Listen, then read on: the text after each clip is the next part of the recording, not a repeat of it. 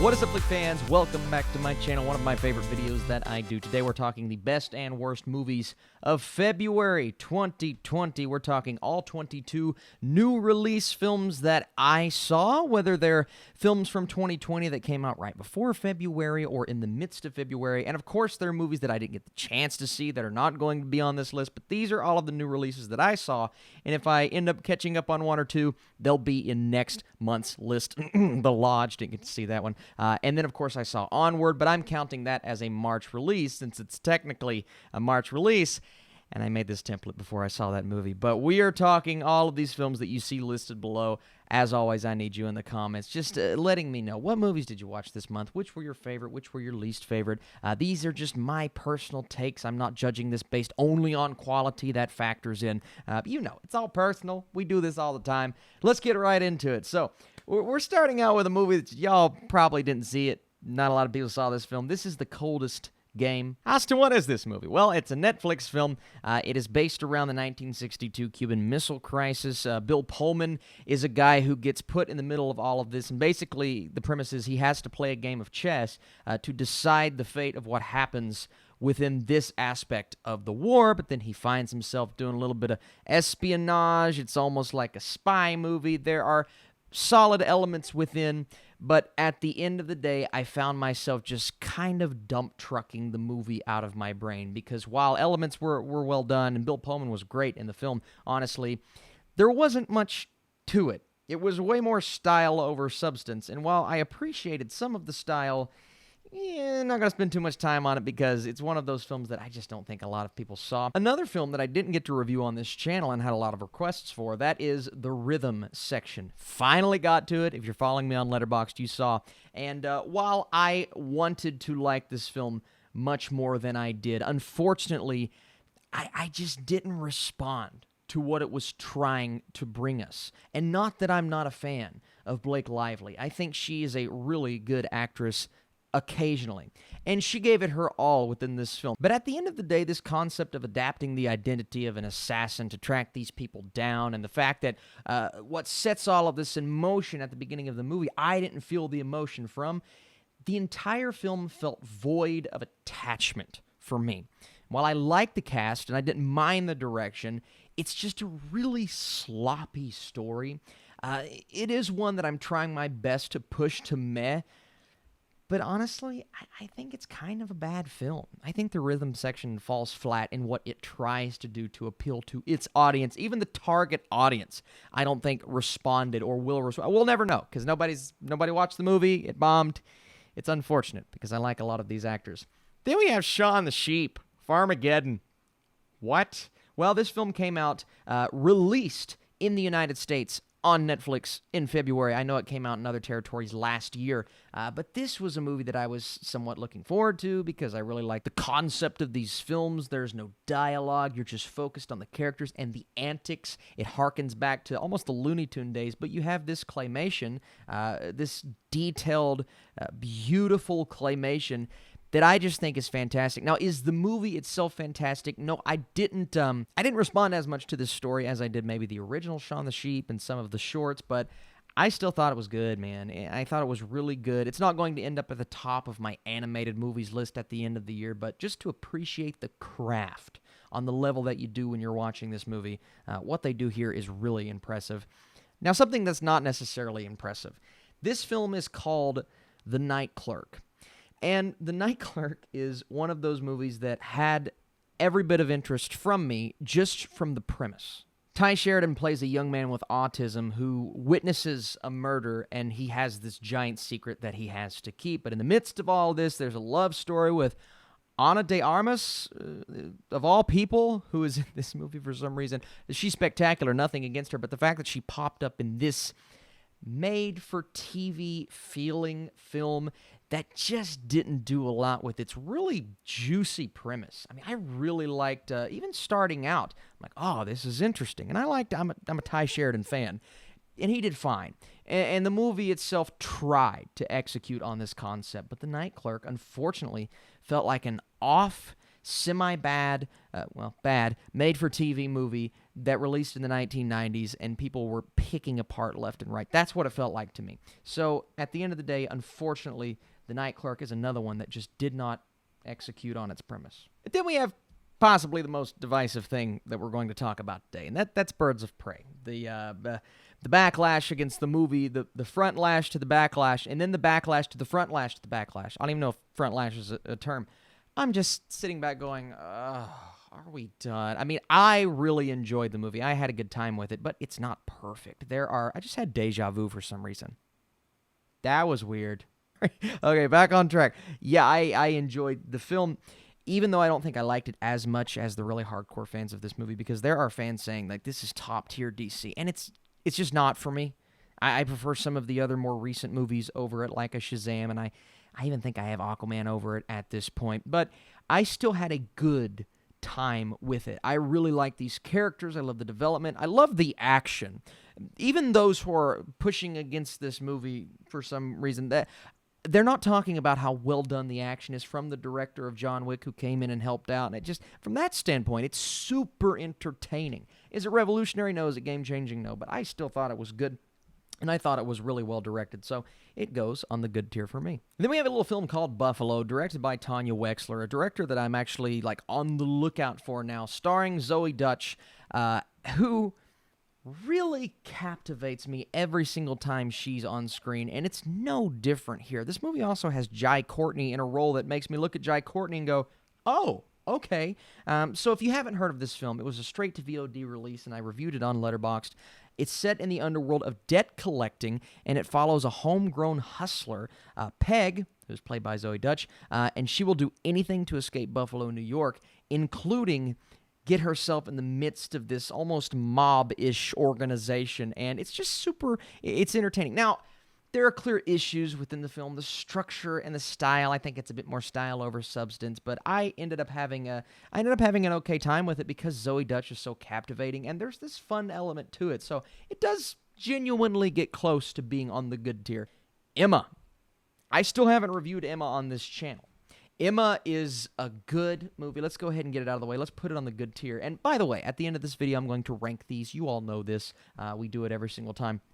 But Emma is a movie that takes this period piece concept and takes these characters and these character actors and gives them the most witty and fun dialogue to work with, to where it makes all of these on and off relationships work, even though you're going into the film thinking, well, what is this movie about necessarily? And it really is all about the character of Emma, played by Anya Taylor-Joy, who is very conniving at points, but she's also a character who knows exactly what she's doing until she gets herself in a situation that maybe she feels too comfortable in, and that makes more sense when you see the film. But the cast is spectacular.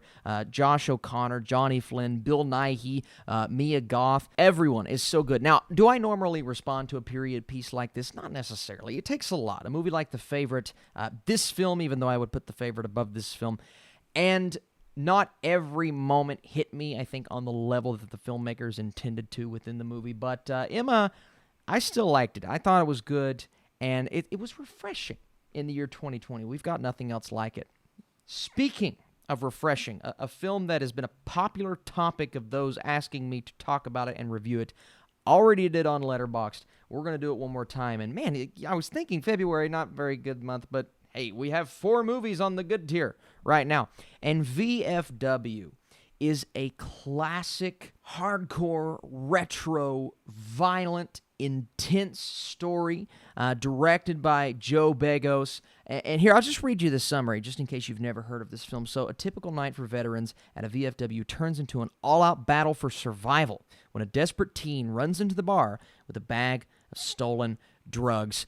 And by the end of this film, you have an all-out war between these two sanctions of different individuals, younger, crazier, more violent individuals, and then you have this group of veterans, and the cast is just spectacular. We start with Stephen Lang, who is always great, but then we have Martin Kove and William Sadler and David Patrick Kelly.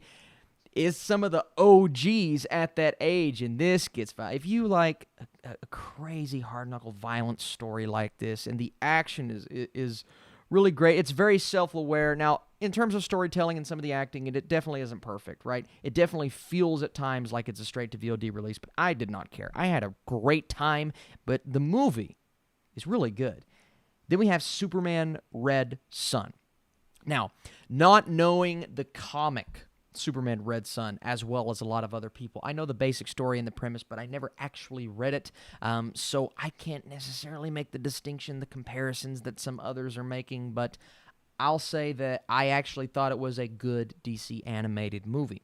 Did they explore Batman as much as I wanted to? No. Did they explore the Green Lantern storyline to the degree that they should have? I don't think so. And there were certain things in there that didn't work all the way, but at the end of the day, I was fascinated by the way that they approached Superman, by the concept of Superman not landing in Kansas, landing in a different part of the world, and what spawns, what happens from that, and how do these other characters change as well. I found some of the, especially Lex Luthor, I mean, the voice, great, all of these things. So if you haven't watched the DC animated films, you don't care about what I'm saying, but if you have, I think this is actually one to watch. Now, I am seeing some of the hardcore comic fans not loving this movie, so if you're on that level, then you may not love it, but I thought it was good. I enjoyed it. All the Right Places, that's the brand new Netflix movie that I just talked about. Don't want to hit on it too much, but I ended up thinking this was pretty good. I think Elle Fanning is spectacular in the film. What keeps it on that okay level is that middle portion of the movie. The beginning is really good. The end is very emotional. So it's all about two teens dealing with a lot of different things, from anxiety to being bipolar to being suicidal. And a lot of these Netflix films, they usually handle in a way that's a bit kind of cheesy, and they focus on the romance. And this is definitely a romance-centric story, but the acting overcomes, and I think the directing overcomes. It's a solid director as well. So All the Bright Places for me is actually an okay teen rom-com. I mean, yeah, how often do you see that? Speaking of seeing things, I don't see, what's the next one? Oh, it's The Invisible Man. And it is the first movie I'm putting on the great tier in the month of February. This is, right now, spoilers, this is my favorite movie of the year so far. I just think this works on almost every level of what it was going for. Love Elizabeth Moss. I love the style. I love Lee Whannell's direction. I love what he carried over from Upgrade. They do pretty much everything right in this movie for what they were going for. Now, in terms of the script and certain believable elements within the third act, there are definitely liberties taken here. I like to use the term film logic or movie logic that movies usually establish and then they play within their own boundaries. Well, this film establishes some rules and then it's like, well, we're going to do this. And I look past those kinds of things, but at the end of the day, I was thoroughly entertained. The intensity, the tension, the way that they build these jump scares. I've been in 4 different podcasts and videos talking about this movie, so I don't want to hit on it too much more, but hey, it's the best thing I've seen this year. It's a spoiler again. Next up, The Call of the Wild, and I'm going to get a lot of flack and backlash for this. I'm putting it on the meh tier, and here's why. Because I watched the movie Togo. I saw them do this with actual dogs. A different story, but similar in nature. And while I think the story is here, I think the execution at times was a bit lackluster. Harrison Ford is great. He is great in the movie. But these CGI dogs expressing almost human-like emotions at times. And it just felt overdone. And I didn't want that within this movie. I wanted it to be a bit more grounded, a bit more emotional, and it was emotional, for sure. And then the villains, there's these over-the-top crazy, like, what are you doing? What are you doing with that portion? So I may even be in the minority on this one, but I'm putting it in the meh tier because it didn't hit me on the level that it wanted to. Now, the Impractical Jokers movie, I know, I get it. The movie portion of this movie is not good. It's actually kind of bad. Thankfully, like 65-70% of that, which kind of explains what I went with my score, that portion of the movie is what we love from the Impractical Jokers. But then at the end of the day, you sit back and think, well, I could just watch an episode of Impractical Jokers on television. But then again, the things that they did in this movie are too grand scale for the episodes. It feels like it's something that they've always wanted to do every time they do one of these spectacularly hilarious skits. Most I have laughed in the theater all year. Some a bit back and forth when I think about it. I want to put it on the good tier, and in terms of what I gave it for my score, it makes sense to put it on the good tier. Oh wait, it's The Last Thing He Wanted, or The Last Thing I Wanted. And let's go ahead and throw this on the awful tier. I cannot believe this was on the level that it was. Directed by Dee Reese, the director of Mudbound. It's a Netflix original movie starring Ben Affleck, Anne Hathaway, Willem Dafoe. How do you mess this up? Hathaway's character is a reporter. She gets herself in these situations that she has to slowly make her way out of. The twists and turns, the reveals, the constant voiceover that has nothing to do with the movie. Oh my goodness gracious, what were you thinking with this movie? I don't know where this went wrong. I understand now why Netflix was trying to bury it. Please, and I normally don't say this, just avoid this. It's a headache. It's a complete headache. Why? Well, oh, look, Fantasy Island. Well, you need friends. Join The Last Thing He Wanted. That's funny, The Last Thing He Wanted. Fantasy Island. It makes sense. I don't know how Blumhouse goes from Fantasy Island to The Invisible Man. I guess it's just what they do. They take these small-budgeted films and they make money, regardless of quality or content. And Fantasy Island made money. It did its job, but it is not good. I didn't like it. It's very exaggerated. It's very ridiculous. The characters are all completely unlikable. And it's one of those movies that I think about, and it gets me more flustered the more that I think about it. It's not completely dull and pointless like The Last Thing He Wanted, but it's the opposite. It's a headache. So, Horse Girl. Horse Girl stars Alison Brie as a socially awkward woman who has a fondness for arts, crafts, horses, and supernatural crime shows, but then she starts finding herself slowly losing her mind with these lucid dreams telling her that maybe there is more to her life than she is actually seeing. It's a quirky movie. It started out very interesting. There are actually really good elements to it, and I like the directing, and I like the fact that they went for it with this film, almost like a Donnie Darko. They just didn't quite get there because I think the third act completely falls apart, and they never really answer any of the major questions that I have about the concept of Horse Girl. So I'm putting this on the meh tier. Some good things about it, but at the end of the day, it just did not execute. Now, a film that did execute is Timmy Failure, Mistakes Were Made. Austin, what is that?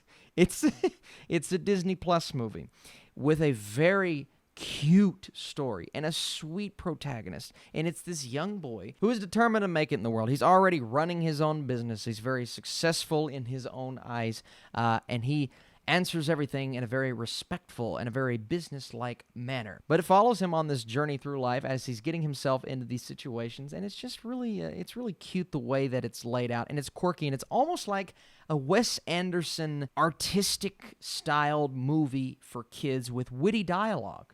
And how often do you see that? Like, I was afraid this was going to be silly and weird, and no, I think this is a very witty and sweet, family-centric kids movie, and it's another good movie. Okay, and I'm going to do this quick because I know I'm in the minority on this film, but I don't care. To All the Boys, P.S. I Still Love You, I think is a good movie. Is it as compelling as the first? No. Did I get as invested in this set of relationships as I did in the first? No. But I still found it charming and sweet, and the dialogue made a lot of sense in terms of character progression, and I just think the acting is spectacular. I'm all in on this storyline right now, and sure, it's a guilty pleasure because, once again, not a lot of people like this movie to the degree that I did. And I think that the hardcore fans of the first film are getting divided within the relationship. Should she pick? It's almost like a Jacob and Edward situation all over again. Very different movie, but it's that situation. I don't really care as much about that. I just want a good story. I want a movie that I can semi-relate to and find things to like. And guess what? I got it. So, minority again, but I'm going for it. Then we have 37 Seconds, which was for a bit my favorite movie of the year in early February, and this is all about a 23-year-old comic book artist whose name is Yuma, who is physically disabled due to profound cerebral palsy and emotionally stunted by her well-meaning but overly protective mother. She's forging her own path to a personal awakening, realizing who she is as a person, trying to go through life without the overly protective mother who, of course, has to get her in and out of these situations due to her physical disability, it's hard for her to do these kinds of things on her own, but she tries in this film, and she goes for it, and she sets out on multiple adventures, and it really is, it's a film about a character who believes that her physical disability is just a state of mind, and she's wonderful. She's a very quiet, not very loud, outspoken character, but the entire thing is just shot so well. It's cinematic, it's artistic, it's beautiful, it's captivating, and you're in it, man. You're in this artistic, almost A24-like movie that is a foreign film, but it is one of the best foreign films I've seen in the last couple of months, and it really did captivate me. So I'm actually putting 37 Seconds on Netflix on the great tier. I'm going to try to roll through these last three because of time. The Photograph is a movie that I had anticipation for, and I really like the performances. Lakeith Stanfield is one of my favorite actors in the business, but this movie focuses on two separate subplots that try to make their way into one, and those two combining just didn't necessarily work for me. I love storyline. I'm going to call it storyline A, but storyline B, I was just like, why are we going back and forth? And the romance didn't get to that level to where I was super in on it, and I wanted it to work out 100% in the end. I was just like, yeah, I hope they get together because I really like these actors. But The Photograph wasn't a bad movie, but for me, I actually have to put it on the meh tier. Then we have Brahms the Boy 2, which is yet another awful movie. I mean, this film does everything that you don't want a horror sequel to do. It even strips down the first and almost makes it inert. Like, why did we watch the first and get connected to it? Because they take away the rules, they kind of redo certain things about certain characters, and the cliche, predictable, not very scary jump scares, and the acting. I mean, Katie Holmes, she's fine, but there are certain performances here I'm just like, ugh, that's not good. So it's a cliche horror sequel, so it's not a recommendation from me. Sonic the Hedgehog. I could not believe how much fun I had with this movie. Now, if we're looking at the structure of the film, it could have been better, right? There are very cliche elements. There are very conventional moments. There are very cringeworthy moments, to be honest, when Sonic's doing the floss and some of the dances, and I'm just like, oh, as an adult, well, I'm watching this and I'm going, well, this is not for me. This is for kids. But it's Sonic. It's supposed to appeal to kids. But at the end of the day, it does appeal to all audiences if you're a fan of the character because it nails the character. I thought the voice acting was fantastic. And then Jim Carrey. Jim Carrey is everything I wanted him to be and more. Oh my God, Ace Ventura 2.0. And now he can appeal to this new generation of fans. It's a brilliant marketing strategy for himself. But in terms of the movie, when it was Sonic v. Eggman, I was loving it. I had a really good time with the third act. Could have done without a lot of the human storylines, but it was still okay, and I had fun with it. And that is way better than I thought it was going to be because I just didn't know if it was going to be that good, to be honest with you. But there we go. There is my tier list for March. Let's count these down really quick. So obviously at the bottom we have Fantasy Island, followed by The Boy 2, and then The Last Thing He Wanted. Then just like it's laid out, we have The Night Clerk and the Rhythm section, followed by The Coldest Game, and then Horse Girl. The Call of the Wild actually comes next, and then The Photograph. I'm going to keep Sonic in that spot, and originally I was going to flip those two, but I kind of like that order. I think Buffalo is just a tiny bit better in my mind. And then we have Shaun the Sheep, Farmageddon, followed by Superman, Red Sun, Impractical Jokers at number 8, Timmy Failure at number 7, and then To All the Boys I've Loved Before coming in at number 6. At number 5, I'm actually going to put Birds of Prey in that spot, followed by Emma. That's right, VFW is my number 3 movie of this particular month. 37 Seconds at number 2. Number 1, obviously, The Invisible Man. So that is my order. Those are my least favorite to favorite movies of the month. Now, this particular order could change. I could go into Letterboxd and switch these at any time. Be sure to keep up with me on there. But I truly appreciate you guys watching this video. If you enjoy these monthly videos, let me know by hitting that thumbs up button. We will keep doing these. We will do more. This is all opinion-based. I would love to hear and see your opinions in the comments down below. You guys are truly the best, and I'll see you very soon.